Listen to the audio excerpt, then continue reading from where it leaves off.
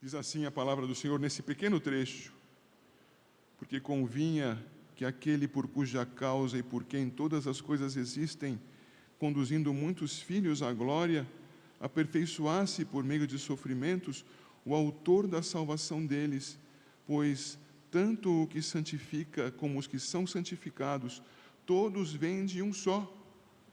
Por isso é que ele não se envergonha de lhes chamar irmãos, dizendo: a meus irmãos declararei o teu nome, cantar-te-ei louvores no meio da congregação. Até aqui, meus caros. Meus irmãos, o tamanho do significado desse texto é descomunal. Eu pretendo apenas tocar introdutoriamente no seu significado. Quando aprendemos a respeito do Redentor, do Senhor Jesus, nós aprendemos dele como homem. E aprendemos corretamente quando vemos assim, homem. Mas não podemos nos esquecer que homem é encarnação de Deus. E não podemos, portanto, tratá-lo como mero homem, porque sendo totalmente homem, jamais deixou de ser plenamente Deus. Esta situação tão misteriosa nos faz entender em Cristo a origem e também o destino dos eventos aqui nesse pequeno texto que acabei de ler. Porque a palavra diz que convinha que aquele por causa e por quem todas as coisas existem, esse é o verso 10, convinha a ele, Deus, convinha a ele, o ser todo-poderoso, tripessoal, o Pai, o Filho e o Espírito Santo, convinha a ele, o Eterno, convinha a ele que, conduzindo muitos filhos à glória, conduzindo aqueles que ele redimiu, conduzindo aqueles que ele, tendo amado, tirou de entre os mortos, conduzindo a muitos filhos à glória, fizesse algo que nos surpreende: aperfeiçoasse por meio de sofrimentos o autor da salvação deles. Ora, o que quer dizer aperfeiçoar? Aqui quer dizer agisse sobre o Filho encarnado, de modo que ele tivesse sobre si todas as características necessárias à redenção dos que estavam perdidos sem a sua graça. Aperfeiçoar aqui quer dizer que ele resistisse às tentações que sofreu. Aperfeiçoar aqui significa que ele fosse rejeitado por aqueles a quem havia demonstrado seu cuidado, seu amor, entre eles Judas. Significa dizer que ele seria torturado pelo seu próprio povo, no qual ele havia se originado. Afinal, como homem, ele era filho de Abraão, filho de Davi, filho de Israel. E esse povo o rejeita, e esse povo o coloca nas mãos do dominador, para que o dominador o mate. Isto é aperfeiçoamento, é o sentido do aperfeiçoamento aqui. Não há nenhuma conotação de aperfeiçoar a Deus, porque isso é impossível. Mas de trazer ao homem, encarnação de Deus, Jesus, a condição de, na sua santidade, passando por tudo pelo que nós passamos, resistindo, fosse tomado como sacrifício em nosso lugar. Santo sacrifício, suficiente sacrifício, aperfeiçoado sacrifício. Ele então, diz o verso 10, é o autor da nossa salvação. Agora vejam, queridos, que o verso 11 nos diz algo preciosíssimo, porque se ele nos conduz à glória, ele, irmãos, não se envergonha de nos chamar irmãos. O início do verso 11 diz: tanto o que santifica, e aqui é o autor da salvação, é Jesus, tanto o que santifica, como os que são santificados, os redimidos de hoje e de sempre, tanto uns como outros, são todos vindos do mesmo Deus. O Filho encarnado vem da parte de Deus, autor da salvação. Os perdidos redimidos vêm da parte de Deus, porque não nasceram de novo pela vontade do homem, pela vontade do sangue ou pela vontade da carne, mas nasceram de novo da parte de Deus. De modo que Deus entre nós, Jesus, este é o tema dessa pregação. Deus entre nós, Jesus, não se envergonha por conta da nossa origem, porque Ele, Deus encarnado, e nós, feitos filhos de Deus pela vontade de Deus, todos originados então em Deus, por causa da nossa origem, Ele não se envergonha de nos chamar irmãos. Você tem consciência disso? Quando nós estamos vivendo o dia a dia das nossas vidas, passamos diante de uma autoridade, qualquer que seja ela, e se estamos de fato conscientes de que vivemos numa sociedade organizada, respeitaremos aquela autoridade. E se quisermos falar com aquela autoridade, teremos que pedir autorização, e talvez ela até não seja negada, porque a autoridade tem direitos para negar ou para autorizar uma audiência. E nós não poderíamos sequer reclamar com uma autoridade humana, de alguém de carne e osso e falível como nós. Se você duvida, vá procurar uma audiência com o prefeito, com o governador ou com o presidente. Vá tentar falar sem marcar hora ou ser advogado com um juiz. Vá, experimente, veja o que acontece. Veja o peso da porta que se fechará sobre o seu nariz. Mas o nosso Deus,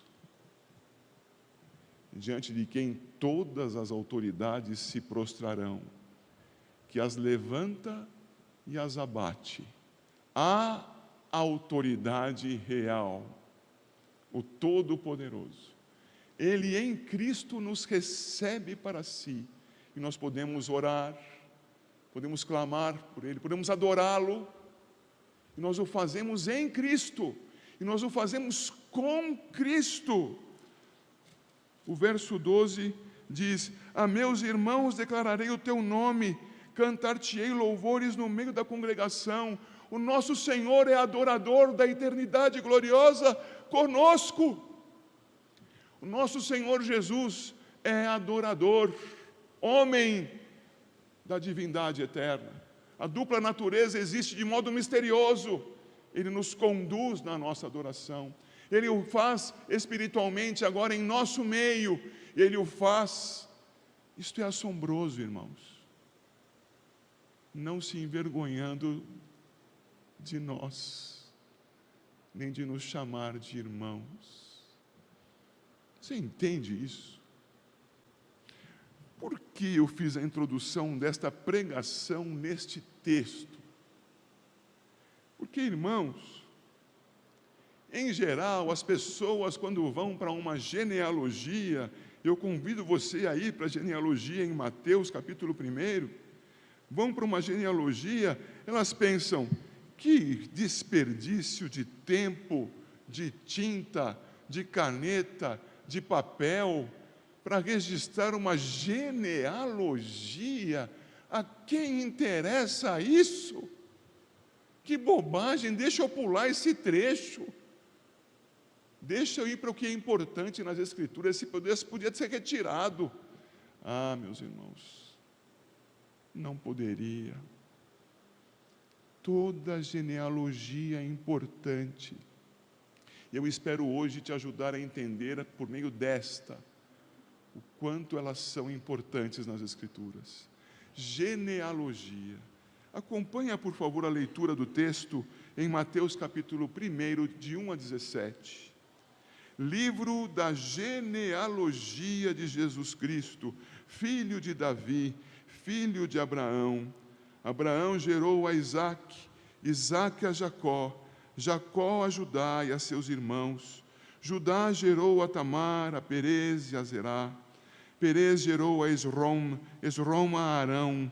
Arão gerou a Aminadab, Aminadab a Naasson, Naasson a Salmão.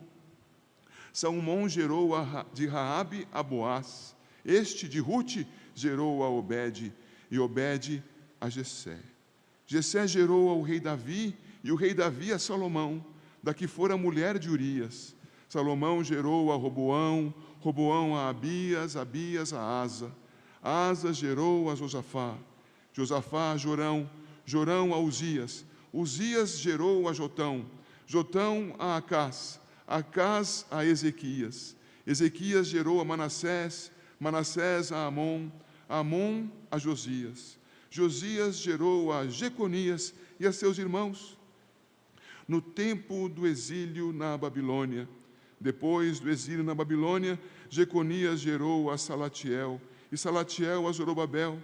Zorobabel gerou a Abiúde, Abiúde a Eliaquim, Eliaquim a Azor, Azor gerou a Sadoque, Sadoque a Aquim, Aquim a Eliúde, Eliúde gerou a Eleazar, Eleazar a Matã, Matã a Jacó.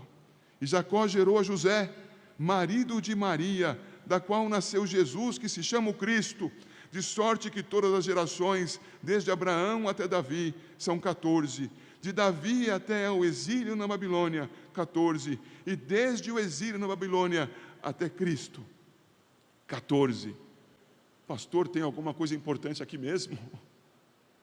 Tem alguma coisa que vale a pena aprender daqui? Tem certeza? Tenho. Veja o verso 17.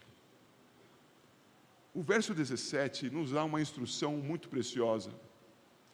De sorte que todas as gerações, desde Abrão até Davi, são 14. Eu paro por aqui um instante. 14. Por favor, não pense agora que o que eu vou introduzir a vocês seja alguma coisa cabalística, numerológica, não é isso. Mas é preciso entender que as Escrituras foram registradas por pessoas que davam valor a certos números, significados a certos números. E, por exemplo, um número com um significado fácil de você entender é o número 3. Não é fácil? Por que o 3 é importante você saber? Porque existe um ser absoluto, completo, a quem nada pode ser acrescentado ou retirado, que é tripessoal, que é trino, que é o Deus Todo-Poderoso. Logo, para o hebreu, o 3 significa completo. Completo, absoluto. Mas existe um número com um significado parecido com o 3, que é o número 7. O 7 diz que fala de alguma coisa acabada. Veja, o sentido é próximo, mas este aqui é acabado. Algo foi feito e chegou ao seu final. Está completo, sim, mas completo num processo, que foi feito até ficar completo. 7. Fácil você pensar nisso quando lembra da semana da criação, não é? Em 6 dias o Senhor trabalhou, criou, desenvolveu, e no 7º dia descansou de criar. Por quê? Porque fez o que tinha que ser feito e completou aquilo que precisava ser feito. Completo no sentido de acabado. 3, completo com sentido de inalterável. 7, completo no sentido de acabado. Agora, e se eu multiplicar isso por 2? O 3 não terá sentido de multiplicação por 2. porque ele já é completo em si mesmo. Mas e o 7? Será acabado, será completo, no sentido de chegamos ao longo de todo um processo, à sua culminação. É um processo absolutamente terminado. Tudo aquilo que foi anunciado chegou à sua completação. 7. Completo. Completo e completo. 2 vezes 7. 14. De Abraão até Davi. 14 gerações. O texto do 17 continua e diz: desde Davi até o exílio na Babilônia, 14. E desde o exílio na Babilônia até Cristo, 14. Toda a história culminando em Cristo. Algo mais será dito sobre isso em alguns itens adiante, mas guarde isto, precioso, registrado na genealogia. 14, 14, 14. Mas no verso 17 também aprendemos a ler essa genealogia, porque ele nos dá uma pista de contagem. E se nós não seguirmos a pista, nós vamos achar que Mateus errou nas contas. E aí entra aquela tabelinha que está aí na 4ª página do seu boletim. Porque há 14, e o verso diz, de Abraão até Davi. E é nomeado o final dos primeiros 14. Não é nomeado aí? Abraão até Davi. Então você vai de Abraão até Davi e terá 14 gerações. E a segunda nomeação é de Davi até o exílio. O exílio, irmãos, é um marco histórico. O exílio não é um marco pessoal. Há aquilo que aconteceu até chegar o exílio, e há aquilo que aconteceu desde o exílio. Logo, aquilo que aconteceu de Davi até o exílio, reúne os nomes do próprio Davi até o versículo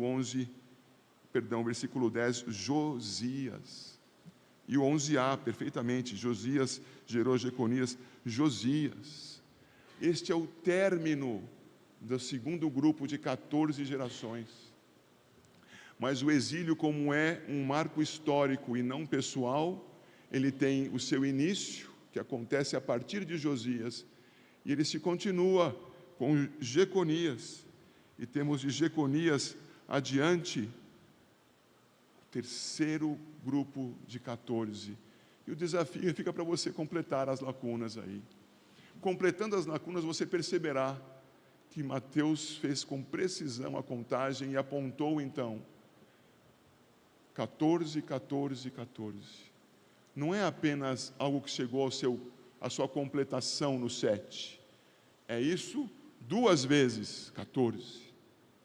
Mas não é isso apenas uma vez. É 3. Porque é completo a partir de si mesmo.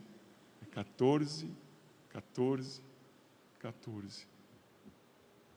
Belíssimo. O trabalho de Mateus em registrar a genealogia enriquece o entendimento de que a história tem seu ápice em Jesus Cristo.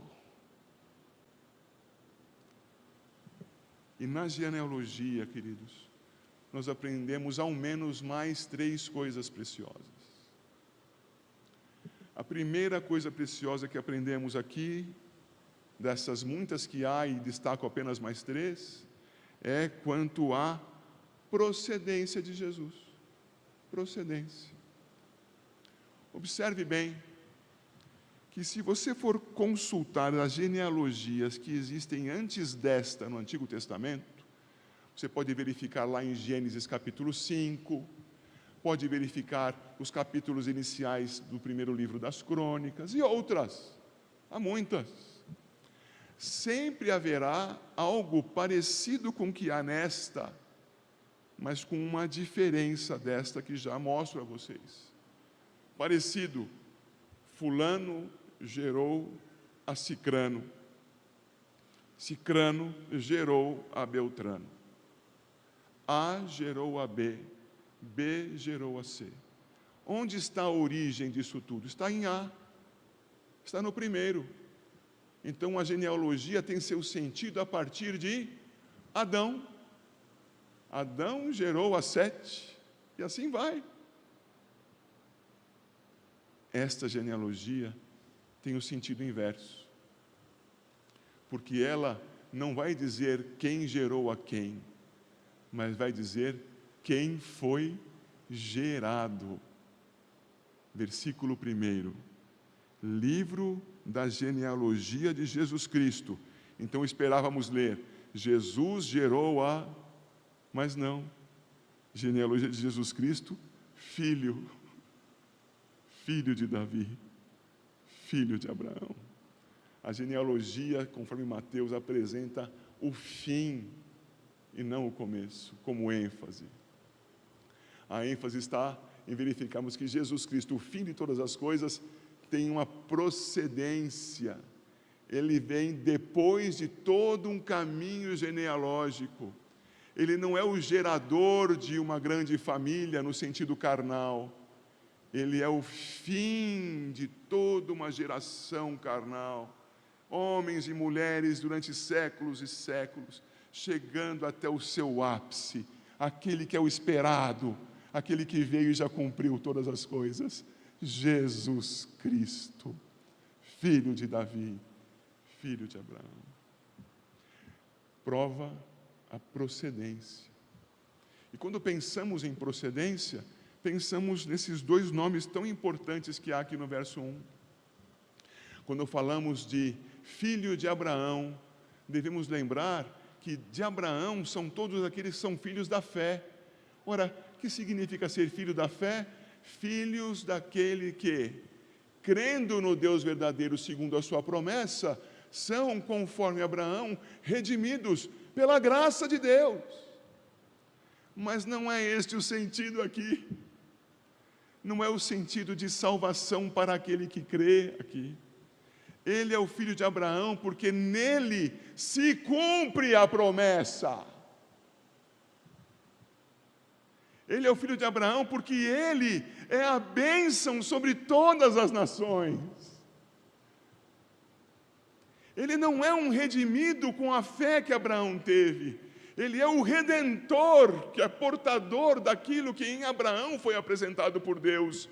Toda uma genealogia para que viesse o filho de Abraão, Jesus, o Salvador de todo aquele que nele crê. E quando pensamos em Davi, filho de Davi deveria ser rei de Israel, deveria ser alguém que se sentasse no trono em Jerusalém, deveria ser alguém com poder sobre os civis, sobre os militares, sobre a política, sobre o território, sobre todos aqueles que estivessem dentro dos seus domínios, que fizesse frente contra os inimigos, que defendesse o seu povo. Mas não é nesse sentido que ele é filho de Davi. Ele é filho de Davi porque ele é aquele que, segundo o coração de Deus, vivendo plenamente para agradar a Deus, edifica para o Todo-Poderoso o santuário que jamais perderá a sua força, jamais será abatido. O santuário que Davi não pôde edificar e que ficou para o seu filho fazer. E este filho não era Salomão, era Jesus Cristo, o edificador da igreja, o edificador do templo do Senhor.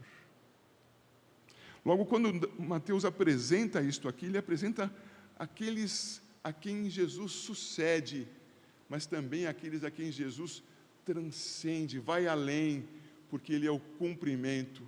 14, 14, 14. Procede e chega ao limite e cumpre. Mas esta genealogia também nos mostra graça E este aspecto, curiosamente, é o que me faz trazer à pregação o nome de que ele não se envergonha de nós. Procure dentre os nomes nessa genealogia alguém que só tenha feito coisas certas. Eu vou poupar você de gastar o seu tempo nisso. Você não vai encontrar ninguém. Tudo pecador, tudo gente má. Começa, meus irmãos, por Abraão, porque nós acreditamos que ele é o pai da fé, porque o Senhor lhe creditou isso quando ele creu na promessa de Deus. Mas o pai da fé não partiu de Ur dos Caldeus diretamente para a terra prometida, ele parou um tempo em Harã. E quando ele partiu de Harã, ele levou consigo a família, quando Deus disse para ele ir sozinho. E o pai da fé não tinha essa fé toda. Deus é quem o capacitou a crer na promessa da qual ele duvidou. Quando é que vem a promessa? Quem vai ser meu herdeiro é o meu servo Eliezer. E Deus lhe diz: olha para os céus, eu estou prometendo, eu é que te chamei, eu sou o único Deus, Deuteronômio 4, eu sou o único Deus, eu te amei, eu te separei, eu te trouxe, creia. Restou para ele apenas a parte mais simples, porque Deus deu tudo a ele, até a fé. Abraão, começa com ele a genealogia. Você passa por Isaac, desculpem dizer, o frouxo Isaac. Continua com com Jacó. Jacó, o traiçoeiro, que já nasceu segurando no pé do irmão. Depois de Jacó temos Judá, que é citado aqui como tendo filho de Tamar. Tamar, viúva de um filho de Judá. Tamar, que teve filho com Judá. Judá que se prostituiu com Tamar, que queria condená-la por prostituição, quando ela revela que ele era o pecador. E você vai seguindo pela lista, e você só encontra pecadores na lista. Não, tem Davi na lista, pastor. Davi, um homem segundo o coração de Deus, por graça, querido, por graça, porque Davi deixou de ir guerrear, ficou em casa sem fazer nada, só olhando pela janela, e olhou e viu uma mulher bonita, que inocente, se banhava à vista de todos. Inocente. Só tem pecador na lista, a não ser pelo último. O último não é pecador. Mas eu queria que você observasse bem comigo como aparece o nome do último membro dessa genealogia. Olha para a lista. Verso 16. E Jacó gerou a José.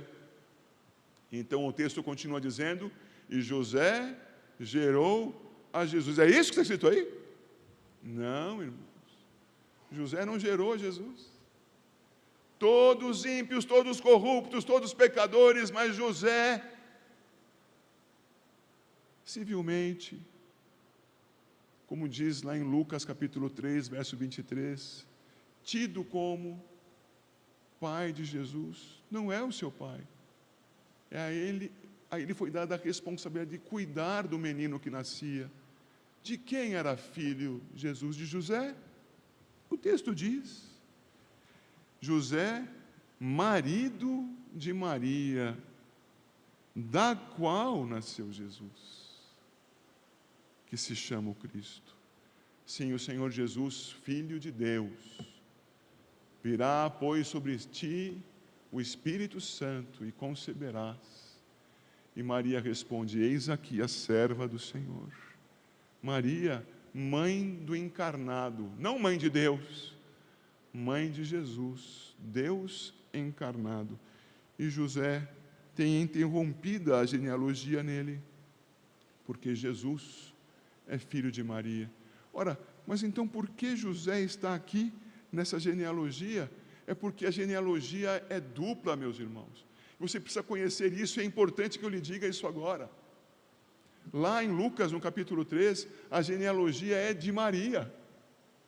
E há muitas coincidências, mas há muitas disparidades. Por quê?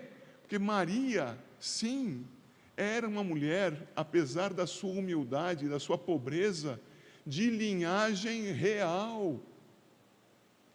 E esta mulher de linhagem real, ao casar-se, faria como toda mulher israelita, se casaria com um homem da sua tribo. José então está aqui para comprovar. Maria casou-se com alguém de Judá. Maria casou-se com alguém de procedência real. A genealogia aponta a virtude posta pelo Senhor na mãe do encarnado. A igreja compreende isso? Quantos cuidados na produção do texto para esclarecimento seu, genealogia. Mas observe que tudo isso que culmina em José, culmina com pessoas pecadoras, inclusive quanto a Maria. Pecadores que por meio de Cristo recebem graça. Pecadores redimidos por Deus por meio de Cristo para terem vida. Pecadores aos quais, tendo nascido do Senhor, Jesus não se envergonha de chamar de irmãos. É muito grande a bênção, irmãos. Davi, irmão espiritual de Jesus. Judá, adúltero, irmão espiritual de Jesus. Raabe, verso 5, a prostituta, irmã espiritual de Jesus. Roboão, o filho rebelde de Salomão, que queria ser mais duro com o povo do que o próprio pai foi, mau governante, filho espiritual do Senhor Jesus, irmão na fé do Senhor Jesus. E assim vamos, um a um. O Senhor não se envergonha de os chamar de irmãos. E isso chega até mim e chega até você.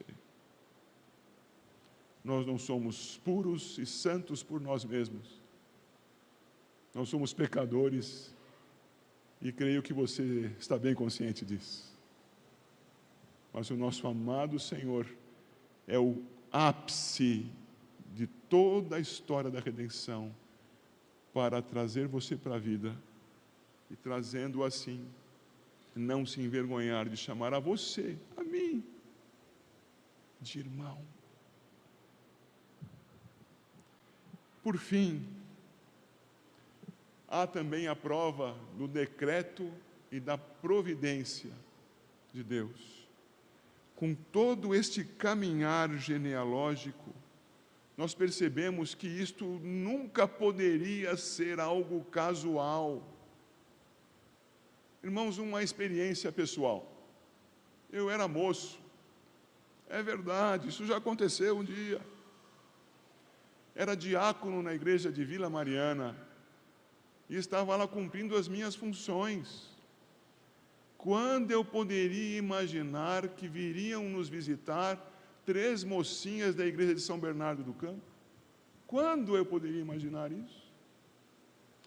Quando eu poderia imaginar que essas 3 mocinhas iriam sentar-se na galeria onde eu estava exercendo o meu plantão, que o plantão da Junta Diaconal lá distribuía por setores o serviço, e eu estava na galeria. Eu não planejei isso. Aliás, quando eu fui conhecer a minha esposa, eu a repreendi porque estava reclinada sobre o beiral da galeria. Ei, mocinha, cuidado aí, você vai cair. Sente-se. Irmãos amados, eu não planejei isso. Estamos quase com 30 anos de casados. Agora veja, esse aparente acaso para a minha vida, sei pelas Escrituras que é o cumprimento do decreto de Deus, pelo seu agir na história, que se chama providência divina. A igreja já teve a oportunidade de estudar sobre isso. Se isto foi assim comigo, eu reconheço isso pelas Escrituras, na minha vida pequenina, o que eu posso dizer daquele que foi anunciado, tendo acabado de acontecer o pecado? O que eu posso dizer daquele que Pedro diz ter sido o seu sangue conhecido antes da fundação do mundo? O que eu posso dizer deste, que lá em Apocalipse 13, quando é descrita a besta, dizendo que seguiriam a besta todos os que não tivessem os seus nomes escritos no livro da vida do Cordeiro, escrito antes da fundação do mundo. O que eu posso dizer deste, para quem todas as coisas existem, para quem tudo aponta? O que eu posso dizer de Jesus? É um acaso essa genealogia? Isso é o cumprimento do decreto de Deus, que aconteceu na história aos olhos dos homens, com inúmeras variações, mas que no decreto de Deus cumpriu cabalmente, cada detalhe, providencialmente, trazendo 14, 14, 14, complemento perfeito de todo um processo ditado por Deus, para que o Senhor Jesus Cristo viesse como o Redentor da sua igreja. Irmãos, o Evangelho de Mateus é uma obra, além de belíssima quanto ao seu conteúdo, ele fala de Cristo o Redentor, é uma obra de uma qualidade literária imensa, é uma honra e um prazer estudá-lo com os irmãos. Irmãos, guardem consigo essas preciosas lições que aprendemos a partir do Evangelho de Mateus, guardando que nós, maus e indignos, mas pela graça de Deus, eleitos para a vida e colocados no bojo daquele que viria nos redimir no cumprir da história, nós, maus e indignos, fomos amados por nosso Deus, que em Cristo Jesus não se envergonha de nós. Deus abençoe a sua vida em nome de Jesus Cristo.